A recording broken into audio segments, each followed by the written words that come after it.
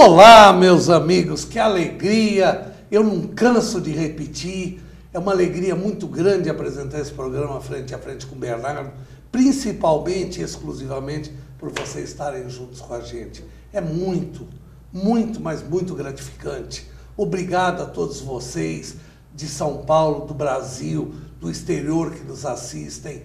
O nosso sucesso é diretamente de vocês. Obrigado. Gente, vocês sabem que a gente não mede esforço, a gente não mede distância, nada, para trazer o que tem de melhor de entrevista. E hoje, com muito orgulho, nós trazemos uma pessoa que vai nos esclarecer demais. A doutora Cibele Santos Zamboni. Ela é uma das maiores especialistas que tem sobre condomínios, sobre a relação dos condôminos com seus pagamentos, seus direitos e seus deveres. Doutora Cibele, é um prazer muito grande lhe receber em estúdio. Eu tenho certeza que essa entrevista vai ser um sucesso, porque a senhora é uma pessoa ímpar, é uma pessoa única. Bernardo, muito caro vai Bernardo, trazer para nós, agregar. muito obrigada pelo convite, pela oportunidade, e eu fico muito feliz quando me chamam para um assunto chamado condomínio. Porque a gente acaba vivenciando no nosso dia a dia, não só em nosso condomínio, mas também no escritório, enfim. E a gente acaba observando como é um tema complexo. Demais. E aí eu lanço um desafio para o telespectador que está nos assistindo, até depois talvez desse nosso encontro, refletir melhor dentro do seu condomínio, em algumas atitudes, em algumas posturas, nos seus direitos, nos seus deveres. Enfim, para isso eu estou aqui carinhosamente, enfim, atendendo ao seu convite. Você é um amigo muito querido, muito estimado, e esse programa aqui é um sucesso. Muito obrigado, é uma alegria muito grande. Só que eu acho que esse tema, ele é muito, eu acho, difícil de as pessoas entenderem. Eu acho que a maioria dos condôminos não sabem bem os seus deveres e suas obrigações. E a sua obrigação não só de conviver de uma forma digna e decente e amistosa, mas também a raiva que eles têm de pagar o condomínio.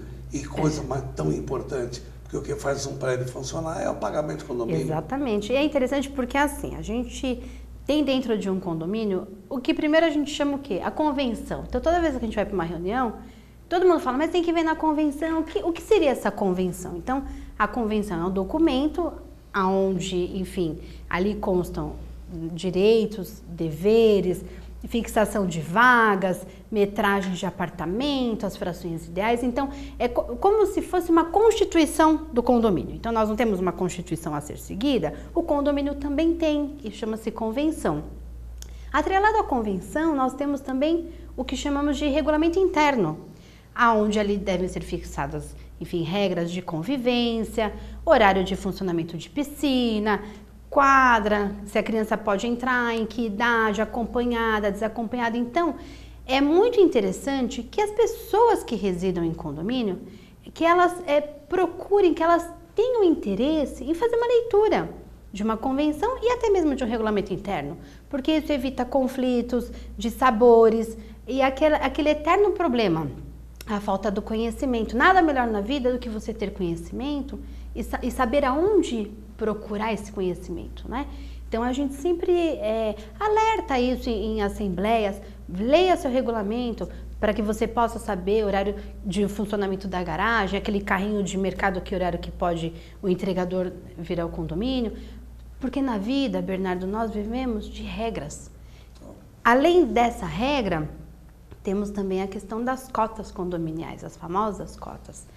Que causa para a grande maioria uma revolta da tem que pagar. Pagar para quê? Então, e a gente sempre fala, né? Condomínio, diferente de banco, ele vive do que arrecada. Porque ali a gente vive de uma arrecadação. Então, você quer ter um porteiro, você tem que ter um faxineiro. A segurança do prédio. A segurança, hoje em dia, infelizmente, é um tema assim que nos preocupa. Então, os condomínios cada vez mais investindo em seguranças, câmeras, cercas elétricas. Só que isso tem custo.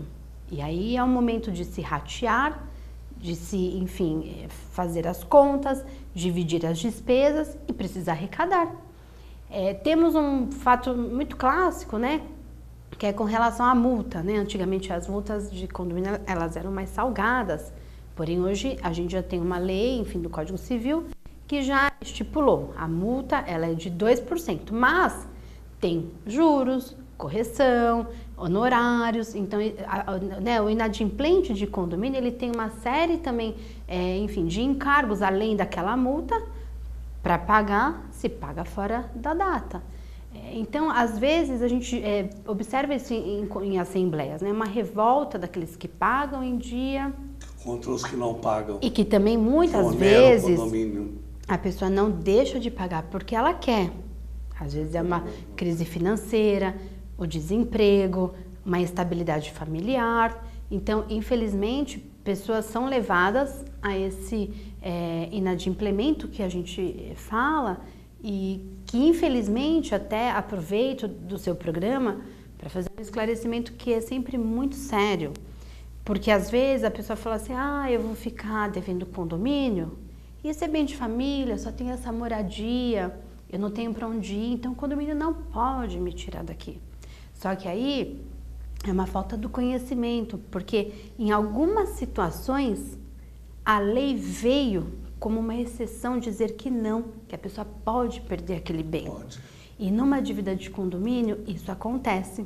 Então é como a gente fala, se você enfrenta um problema, se você sabe que isso pode lhe prejudicar, lhe acarretar algum prejuízo até mesmo patrimonial, procure talvez alguma outra estratégia, como a gente às vezes alerta, se você tem condições até de vender o seu imóvel e evitar perder um dinheiro maior, às vezes no leilão judicial, a vida ela é feita de algumas situações que a gente precisa saber como enfrentar. Então isso é uma dúvida, né, que muitas pessoas têm e que subestimam e a gente alerta. Infelizmente, dívida de condomínio pode levar à perda do próprio bem, claro, ainda que esse bem seja único. Então fica um alerta muito importante. Professora Cibele, me perguntam muito, e eu queria lhe repassar essa pergunta. O que é o condomínio vertical e o que é o condomínio horizontal? Isso é uma pergunta que me fazem demais. Doutor, o que acontece? Eu lhe repasso essa pergunta para esclarecer a dúvida. Então, o condomínio que a gente fala até em edilício, aquele condomínio horizontal, que ele vem entregue pela incorporadora, com a convenção, com aquela matrícula registrada em cartório. Esse é o nosso condomínio, enfim, tradicional. Isso que nós temos, né? E temos também aquele condomínio de casas, né? Temos também aquelas discussões das vilas, daquele, né, aqui a gente vê muito em São Paulo, na região da Lapa, em Moema, aquelas ruas, né, que o pessoal costuma fechar, aí tem que ter autorização da prefeitura, aí tem as taxinhas de associações, se isso pode ou não ser cobrado. Então nós temos até discussões jurídicas com relação a isso. Então, talvez até falar um pouco disso possa até ser um pouco polêmico para o telespectador. Então, nós temos essa diferenciação. Eu me arrisco de fazer uma pergunta. Você tocou num ponto muito sensível, eu acho, que é o condomínio horizontal, que são as vilas, tudo.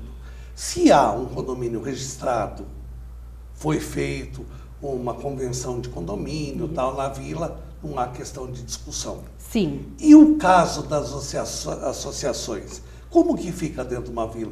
Uma associação, você é obrigado a fazer parte? Não é obrigado. Então, por muitas vezes não ser obrigado a fazer parte, é aí que tem uma discussão da lei. Exato, tem uma discussão legal. Exato. Porque eu já me deparei com situações em que eu já vi o magistrado dizendo, se ele não se associou, ele não fica obrigado a ter que remunerar aquela contribuição mensal que a associação acaba soltando.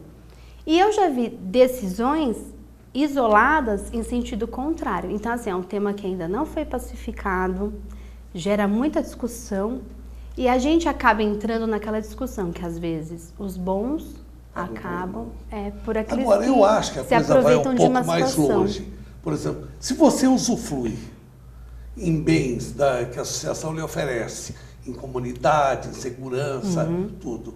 Mesmo que você não seja sócio, se você está usufruindo dos benefícios, você é obrigado a pagar, ou não? Então, aí que vem a discussão da criação da associação, porque a associação ela não tem fins lucrativos. Tem.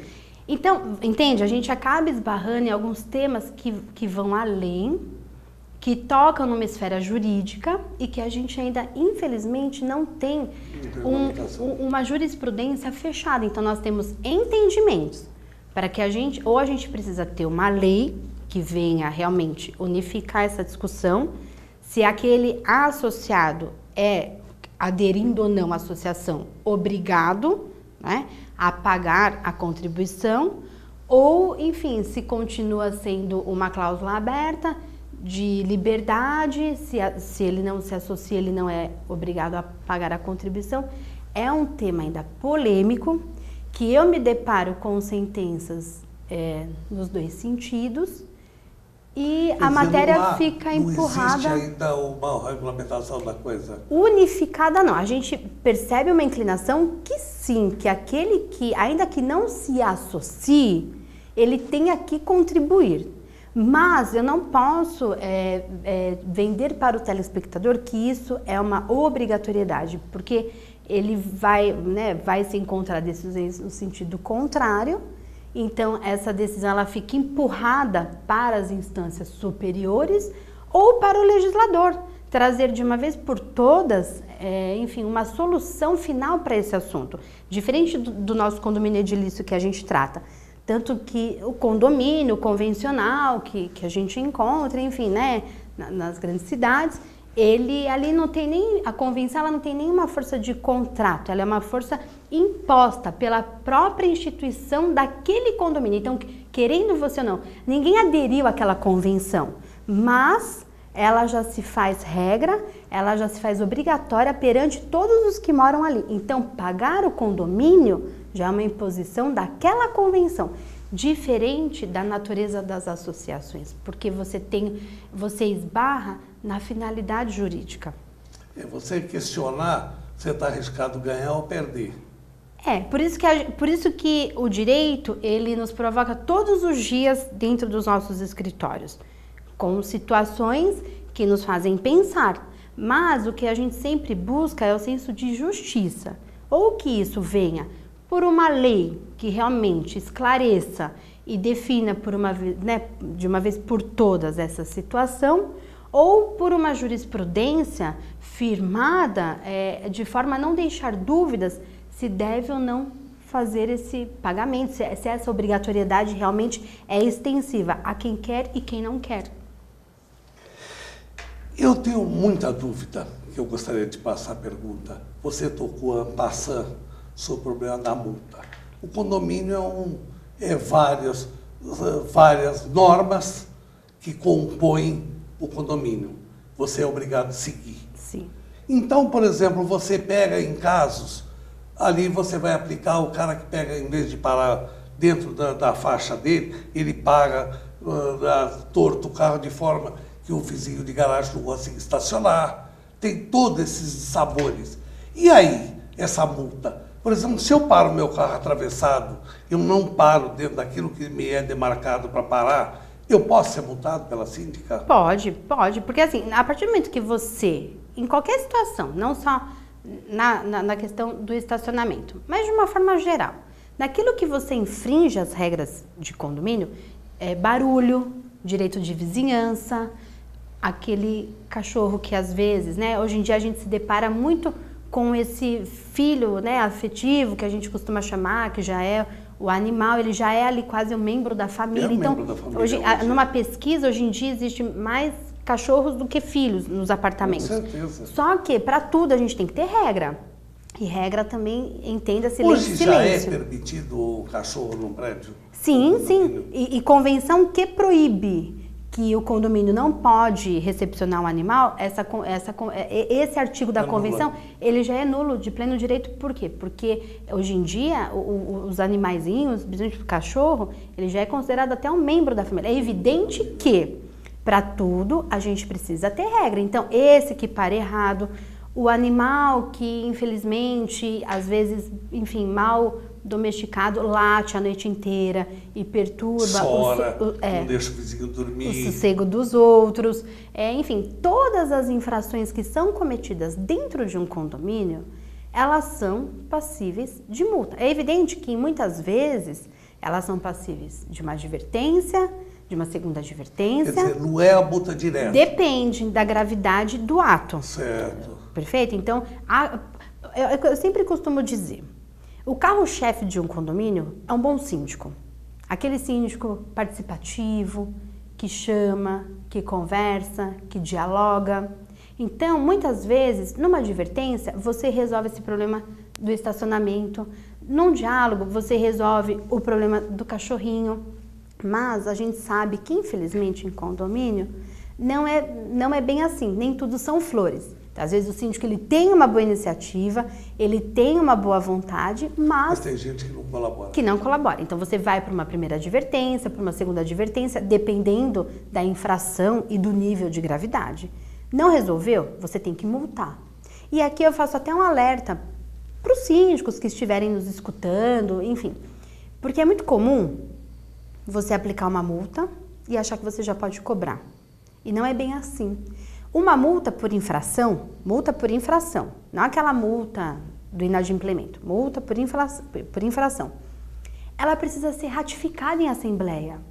E poucos sabem. Isso que eu queria lhe fazer a pergunta. E poucos sabem disso. Porque a multa, o que é? O síndico aplicou? Não. Ela tem que ser ratificada em assembleia. A assembleia tem que... E tem que constar do edital. Até vou puxar um pouquinho aqui mais um assunto interessante. Isso é muito interessante e muito alvo de curiosidade. De curiosidade, até às vezes de injustiças, porque às vezes você faz uma cobrança que não seria bem o momento oportuno, enfim. E vou até aqui fazer uma ressalva. Dentro de um condomínio, a gente tem que conviver com alguns tipos de assembleia, que a gente chama assembleia ordinária e extraordinária. O que é uma assembleia ordinária? É aquele chamamento anual que todo síndico tem que fazer para aprovar contas, prestar contas, fazer previsão orçamentária, saber quanto é que vai gastar no próximo exercício, né, no próximo ano, eleição de síndico, membros de conselho. E nesse momento de uma assembleia ordinária, como a gente chama, precisa explicitamente constar na pauta ratificação de multas. Essas multas, que muitas vezes acabam sendo aplicadas para esses condôminos, precisa constar da pauta, ratificação de multas da unidade X. Por quê?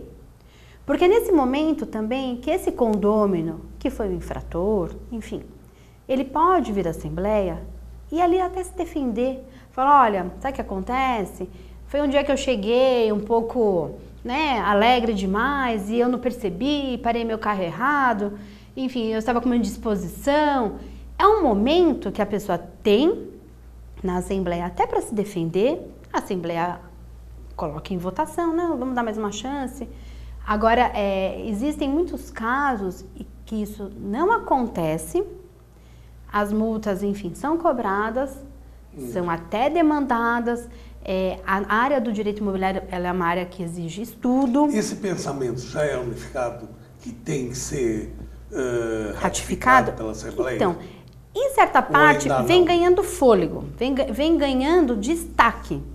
Eu acredito até que por força de estudos, porque hoje eu vejo que os síndicos, de uma forma geral, eles estão mais atuantes, estão mais estudiosos. Tendo mais conhecimento. Muito mais conhecimento. Nós temos a própria rede social que está aí para isso, então na dúvida você vai lá, você procura numa pesquisa se realmente ele está numa conduta correta ou não.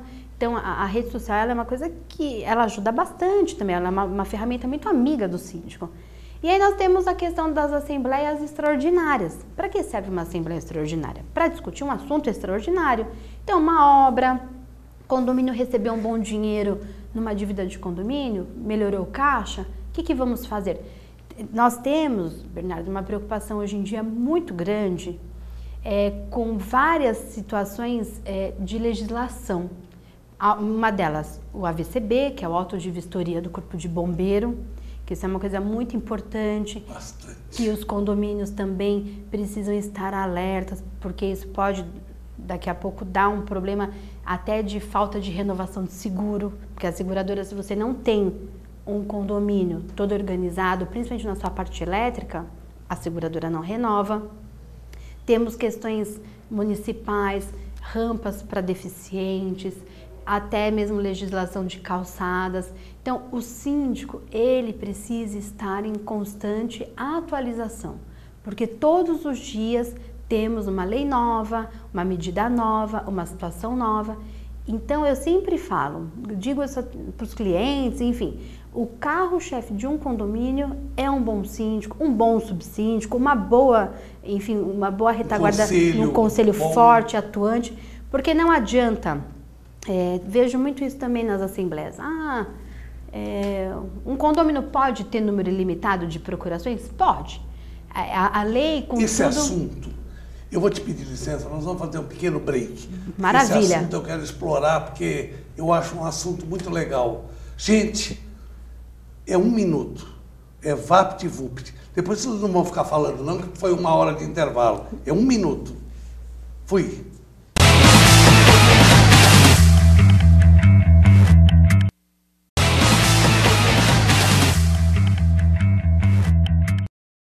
Oi, tudo bem? Eu sou a Bia Cobal. Renata de Paula, nós somos atrizes, apresentadoras e idealizadoras da ABA, Academia Brasileira de Apresentadores. Quer se tornar um apresentador de sucesso? Temos o passo a passo com 6 dicas fundamentais. Conheça os conceitos básicos de comunicação. Saiba qual é a mensagem, para quem vai falar e qual o objetivo dessa comunicação. Compreenda a importância da sua imagem. A comunicação não verbal é a chave para o seu sucesso como apresentador. Seja curioso. Um repertório amplo e variado é uma ferramenta valiosa para um apresentador. Adquira conhecimento. Nossas oficinas de apresentação são intensivas e práticas.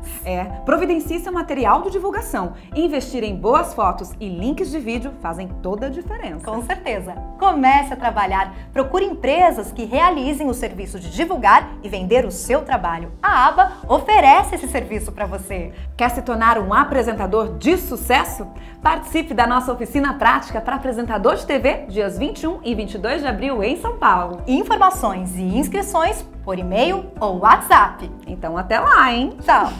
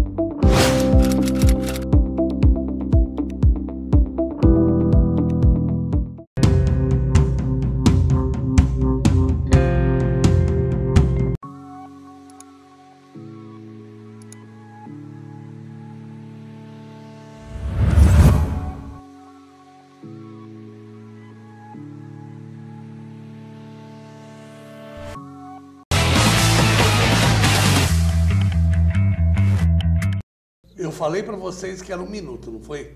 Não foi 1 hora, não. Não adianta dizer não, que foi 1 minuto. Voltamos. Vamos continuar esse papo interessante? Vamos falar um pouco. Doutora, a senhora passou en passant sobre o problema da multa. Mas eu queria lhe perguntar uma coisa. Essa multa, ela é ratificada em assembleia, tudo. Vamos supor que seja cobrado. Então, tem que se socorrer pela via judicial, porque aí o que muito se recomenda? Uma outra questão também, que a gente sempre traz aos síndicos, que tem uma forma, enfim, de aplicação muito eficaz, é o que nós chamamos de notificação. Então, o uso das notificações. Então, a gente vai para uma assembleia como essa, ratifica a multa que foi aplicada para o condômino. O que o condomínio pode fazer para evitar um gasto jurídico, enfim, uma demanda longa, às vezes por força de um valor pequeno, né, menos expressivo? Manda uma notificação, olha... Essa notificação seria o quê? O Instituto do Protesto é possível ou não? Sim, o Instituto do Protesto já é possível tanto para as cotas condominiais e para essa multa poderia sim, porque houve uma ata que ratificou. Então ela já tem uma força executiva, como a gente chama, né? Então o que eu sempre sugiro para os síndicos, enfim, faça uma notificação, olha... Doutor Bernardo, o senhor foi multado agora de uma forma ratificada na última assembleia, o senhor não compareceu, mas a sua multa foi ratificada, o próximo passo é a demanda judicial. O senhor não quer vir para uma conversa, fazer o acerto, enfim, um parcelamento, e a gente encerra com esse assunto? Felizmente, muitas vezes a receita dá certo, porém, em outras vezes, não. Então, o condomínio ele é obrigado a ter que demandar, entrar com uma ação judicial, contratar um advogado, ir para uma audiência e depois, infelizmente, assim, o processo tem o seu curso, às vezes a sua demora, que o condomínio vai receber, ele vai. Mas, e aquilo que a gente sempre fala, as pessoas, Bernardo, dentro de um condomínio, elas precisam ter essa consciência. Condomínio vive daquilo que se arrecada. Então, você já imaginou se todo mundo resolver não querer pagar o condomínio, ou pagar uma pergunta também muito clássica que me fazem. Doutora, posso pagar o condomínio qualquer dia? Não, porque quando a gente volta a insistir, condomínio tem regras. Porque o condomínio tem que ter, porque senão não... O condomínio tem os seus dias certos para pagar seus funcionários, as suas contas de consumo, água, luz, enfim, todas as despesas. Tudo. Pesado. Então, eu me deparo muitas vezes com algumas situações do condômino, às vezes um pouco mais malandramente, descobre a conta do condomínio, vai lá e deposita o valor que a gente chama principal, sem uma multa, sem juros, sem nada, e ainda fica quietinho. Como que o condomínio vai poder descobrir que aquele crédito que tinha em conta era daquele condômino? Então, assim, o condomínio ele pode até se furtar a reconhecer aquele valor, porque é feito de uma forma indevida. Porque você já pensou, se todo mundo descobre a conta do condomínio e paga o dia que quer? Estaremos diante de um colapso. Total. Então, regras são regras, precisam ser cumpridas. Eu acho que as pessoas têm que ter um pouco mais de consciência. As pessoas precisam ficar mais alerta, saber da sua obrigação, porque se você não pagar o condomínio, o que vai acontecer? Você vai ser o prejudicado. Sim. Se o condomínio lhe oferece uma piscina, se lhe oferece uma segurança, um porteiro que vai lhe abrir a porta, vai fechar a porta, se você não pagar, como que vai fazer? Não vai ter. Exatamente. Não vai ter a pessoa que vai limpar a piscina, que vai varrer o prédio, exatamente, que vai pegar dinheiro aonde? Fazer assim o dinheiro cai? Não é. E é por isso que a gente fala, a participação dos condôminos, né, voltando até o final do nosso bloco, não existe na lei nenhuma imposição em termos de número limitado, enfim, de procurações na mão de uma pessoa. Não existe. A lei veio, o Código Civil foi alterado, enfim, exceto convenções que possam até limitar, tirando isso, no nosso Código Civil a gente não encontra. Então, um condômino, ele pode estar ali numa assembleia munido de 30 procurações. Só que eu costumo dizer, desçam para as assembleias, lutem pelos seus direitos, porque depois é muito fácil culpar o síndico, culpar uma administração, sair, enfim, batendo lata pelos corredores, dizendo se o prédio está bem cuidado ou mal cuidado. Mas, naquele dia que você poderia exercer o seu direito de participar, de conhecer as pessoas que cuidam do seu bem, você deixou esse dia passar.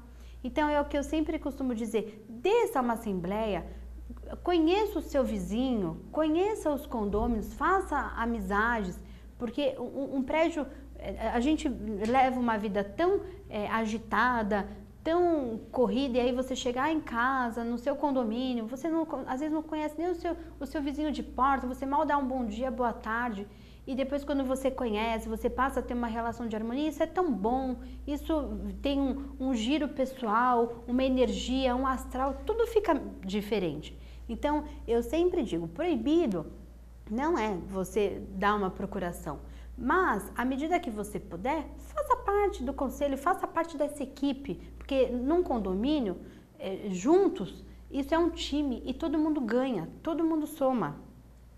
E para benefício, a pessoa vai estar lá expondo sua ideia e seu benefício próprio. Exatamente. Dentro do condomínio é feita vários lançamentos de itens. Mas uma coisa que atrai muita pergunta é o fundo de obras, o fundo de reserva. Como que se processa isso? Quando que pode esse fundo de obras ou fundo de reserva pode ser usado? Como que o síndico resolve fazer um gasto, uma obra, ele pode ou ele tem que ser feito uma assembleia autorizando com orçamentos? Como que é feito isso? Então, depende.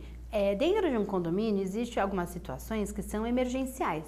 Então, estoura um cano, um esgoto, uma coluna, não tem jeito. Pega um feriado, é carnaval, estoura. Como que o síndico faz? Ele precisa resolver o problema. É evidente que tem que haver uma regra de equilíbrio. Então, ele não pode também ligar para o primeiro que aparecer na frente dele, cobrar um valor absurdo e ele colocar o condomínio numa dívida imensa. Então, há de se ter algumas cautelas, por isso a importância de um conselho unido.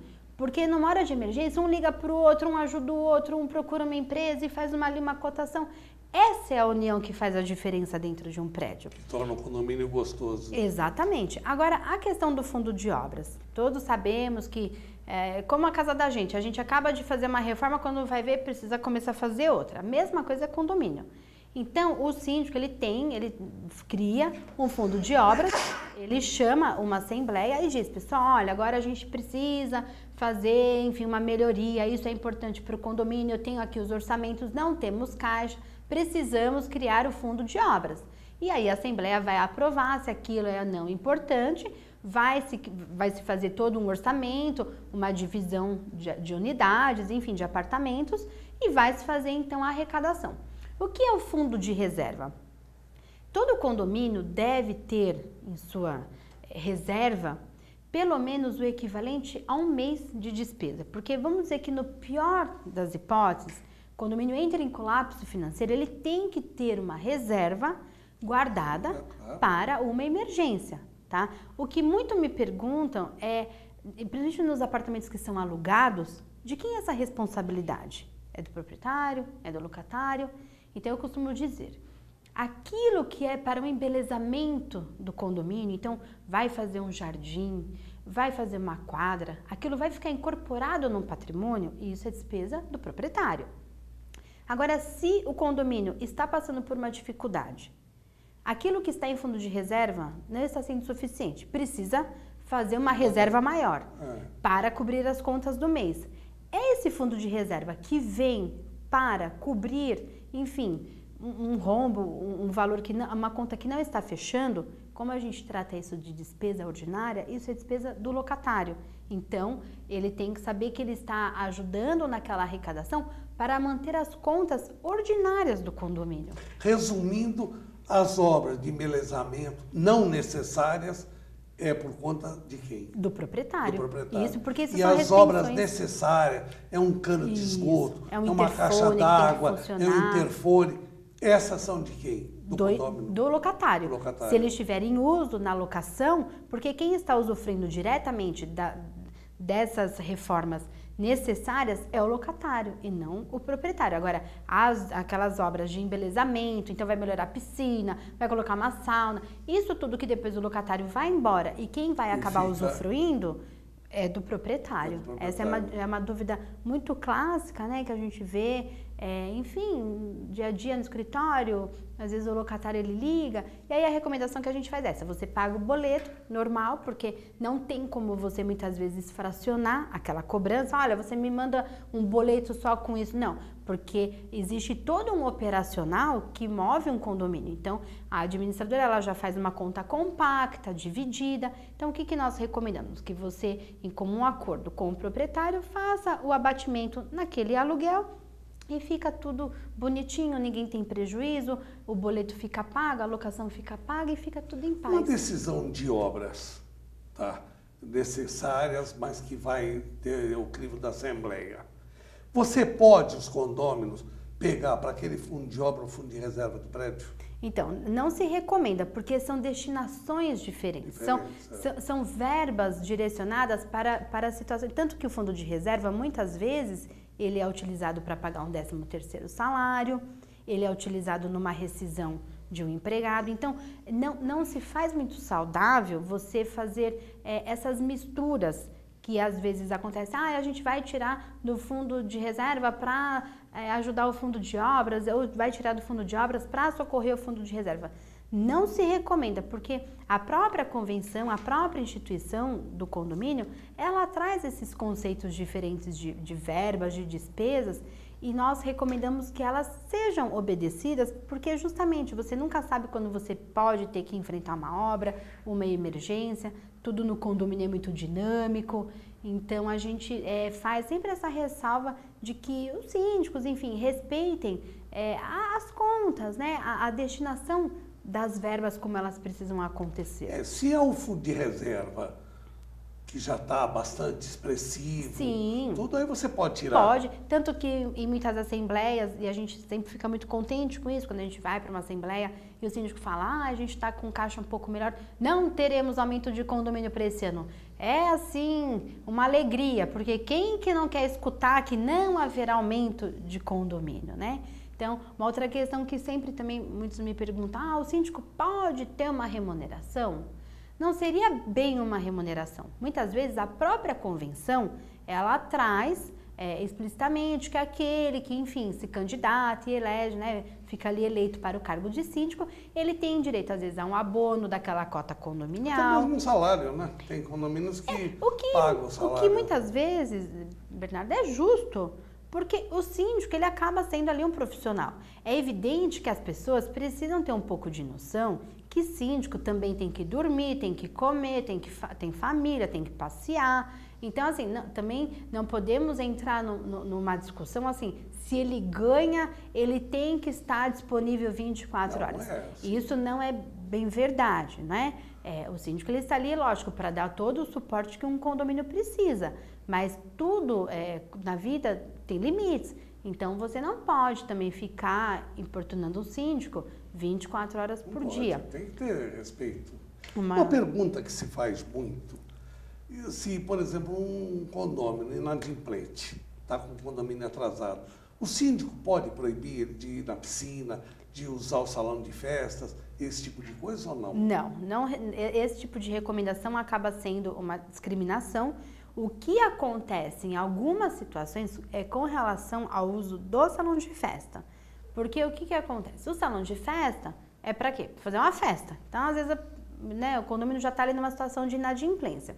Então, tem convenções que estipulam expressamente que aquele que estiver inadimplente com a cota condominial não pode fazer uso social do salão de festas. E da piscina? Não pode. O condomínio não pode fazer restrição ao uso das outras áreas comuns. Então, se tiver uma quadra, se tiver um playground, se tiver uma cinemateca, se tiver, enfim, a piscina, a sauna, não pode. Isso seria, então, uma discriminação a esse condomínio. Agora, o uso do salão de festa, ele fica um pouco discutível. Por quê? Porque a própria convenção pode trazer essa previsão expressa.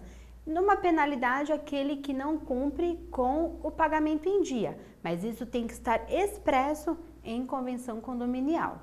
Quantas assembleias ordinárias é possível um condomínio fazer durante um ano? Na verdade, a assembleia ordinária ela ocorre uma vez só. O que você pode ter diversas vezes durante o ano são as extraordinárias.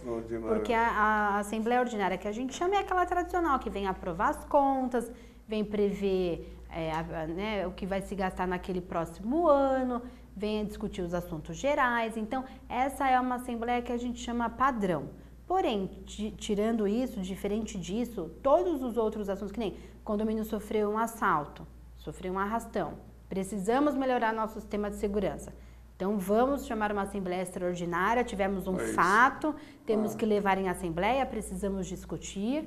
Então, isso pode acontecer diversas vezes ao ano. O condomínio, ou um condomínio inadimplente, ele pode participar de uma Assembleia com direito a voto ou não? Pois é, Bernardo, olha só que coisa, né? O nosso Código Civil traz expressamente que o devedor, né, de cotas condominiais, ele fica proibido de participar em Assembleia. Fica proibido, até de falar em Assembleia. Se a gente levar ao pé da letra o que fala o artigo de lei, nem falar ele poderia. Mas é o que a gente sempre diz. A gente não está aqui num programa, num bate-papo dizendo para que todos somem, para que todos, enfim, se tornem um time forte em prol de um condomínio. Então, o que muitas vezes eu recomendo é que deixe aquele condomínio ainda que inadimplente vir, ouvir, ficar ali participando. O que ele não vai poder é votar, porque realmente aí existe uma questão legal, que aquele voto não pode se operar numa votação. Mas, a meu entendimento, a meu juízo, você também podar uma pessoa de participar friamente de uma Assembleia, eu acho que aí a gente está indo na contramão daquilo que a gente está pregando, que é uma união. O nosso tempo, lamentavelmente, está se esgotando. E a televisão ela é muito chata. O horário é o horário. Mas eu quero me tomar a liberdade de fazer mais uma pergunta. O caso de um furto de um carro dentro da garagem, o condomínio é responsável ou não? Como que funciona aí? Pois é, não necessariamente. Porque assim, todo episódio que acontece dentro de um condomínio, um furto, um roubo, enfim, esses dissabores do cotidiano, em princípio, o condomínio ele não é responsável. Logo, tudo a gente precisa analisar caso a caso. Se houve uma facilitação, se houve uma negligência, se um funcionário, às vezes, enfim, facilitou que aquilo acontecesse. Então, hoje nós vivemos o mundo das câmeras.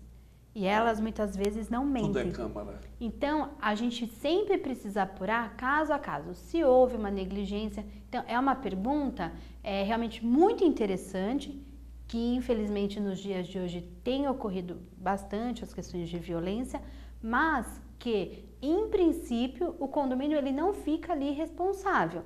Então, nós temos que analisar, aí vem o momento de ativar a seguradora, verificar as apólices, uma coisa também muito importante, eu quero até voltar aqui para falar de mais coisas de condomínio, porque temos a parte do seguro. Eu te peço licença de te convidar, eu teria aqui mais umas 50 perguntas para te fazer, de alto interesse das pessoas, mas não dá mais. Mas eu volto Cibele, com muito carinho. Com muita alegria, a sua entrevista foi maravilhosa, eu acho que mesmo com um tempo limitado, eu acho que nós conseguimos atingir que as pessoas vão gostar, porque foi bastante esclarecedora. A senhora é muito boa para explicar. Obrigada. E eu tenho certeza que vai fazer sucesso. Obrigada. Doutora Cibele, o tempo está se acabando. Eu queria que a senhora fizesse as suas últimas considerações, desse um meio de as pessoas poderem lhe contatar. Então, vamos lá. Eu agradeço a oportunidade, volto a insistir. Condomínio é um tema emblemático que muito me assanha a falar e eu fico à disposição para voltar. E aqueles que quiserem, enfim, entrar em contato, meu nome é Cibele Santos da Cruz Zamboni, podem me encontrar nas redes sociais, o telefone é 3231 4545, São Paulo, e fico à disposição agradecendo o carinho de todos vocês. Obrigada. Gente, o programa acabou.